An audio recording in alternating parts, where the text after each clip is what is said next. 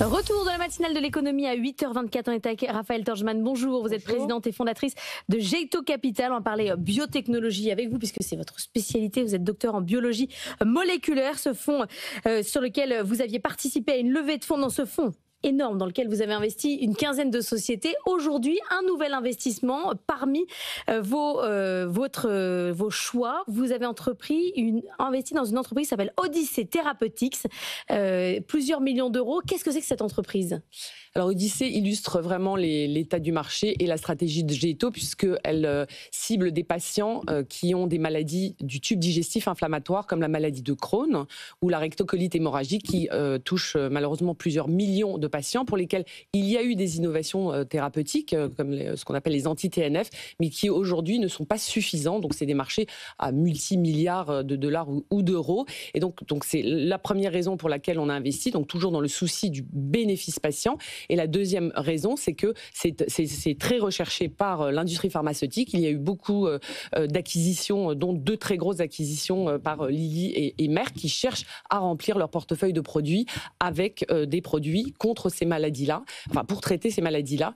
Et Odyssey fait partie de ces pépites dans lesquelles on a pu investir avec un deal qui était très compétitif.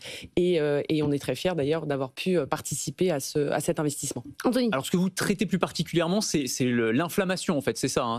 Vous allez chercher ce qu'on appelle les nœuds du système immunitaire. C'est quoi exactement ? Comment ça fonctionne ? Alors, donc l'immunité, ça nous sert à la fois à nous défendre contre les agents étrangers, mais aussi quand c'est dérégulé, ou le cancer, quand c'est dérégulé, on va quelque part s'auto-attaquer et on peut provoquer cette inflammation. Et donc, il faut rééduquer en quelque sorte l'immunité, y compris dans ces nœuds immunitaires. Et donc là, Odyssey travaille sur une cible très intéressante et c'est comme ça d'ailleurs qu'on les a détectés parce qu'on est très proactif dans la façon de rechercher les nouvelles opportunités. Donc c'est la combinaison de la cible, de l'indication thérapeutique, du produit qui est en phase 2, donc au début de la preuve du concept clinique et également associé à une équipe de management de très très haute qualité. Et ça pourrait traiter la maladie, parce qu'aujourd'hui c'est des maladies, on peut gérer les symptômes mais on ne peut pas la guérir à proprement parler, c'est ça hein ? Ça pourrait traiter la maladie en espérant que ça aille jusqu'à la guérir. Bien sûr. Effectivement. Là, vous participez à une levée de fonds de 213 millions de dollars. C'est quand même une levée conséquente qu'on ne voit pas tous les jours sur nous, sur notre marché. On a ce matin l'exemple de Carmat qui va probablement être liquidé dans les prochaines heures. Il y a eu des millions d'euros de levée par Carmat sur des petits montants qui se sont succédés. Quand vous voyez que c'est probablement fini cet après-midi, qu'est-ce que vous vous dites ? Bon, c'est toujours dommage et du gâchis évidemment au sens d'abord pour le patient, hein, c'est plusieurs millions d'euros mais c'est aussi pour le patient.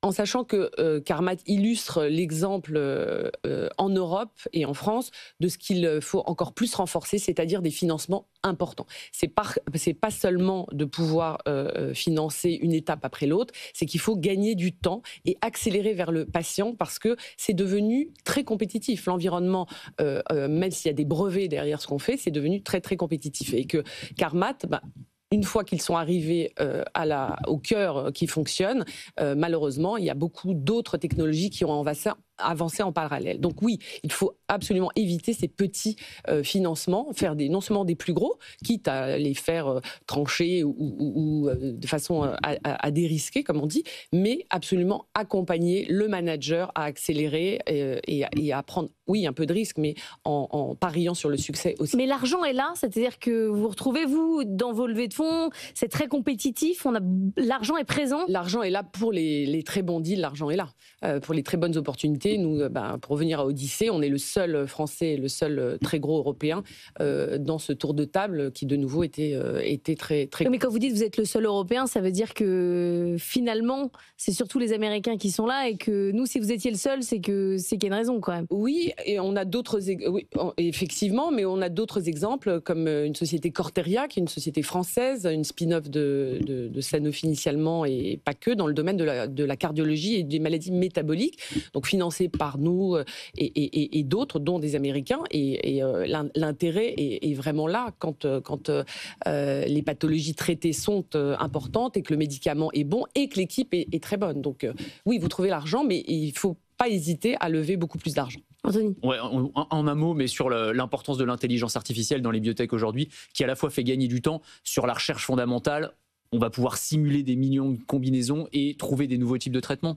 Oui, alors sur la recherche fondamentale, aujourd'hui, ça n'a pas été encore démontré au sens où les médicaments qui sont issus de l'intelligence artificielle on n'a pas de succès encore en phase clinique, et évidemment pas encore commerciale, mais néanmoins, ça fait énormément progresser au sens de les opérations des essais cliniques, comment recruter les patients, de modéliser aussi, ça c'est très important, avec ce qu'on appelle les bras virtuels, où vous pouvez comparer à un bras virtuel votre médicament. Et donc ça fait augmenter la probabilité de succès et gagner du temps, comme vous le dites. Pfizer a annoncé que grâce à l'intelligence artificielle, ils vont sauver jusqu'à 7 milliards d'ici 2027, dont 500 millions sur la R&D.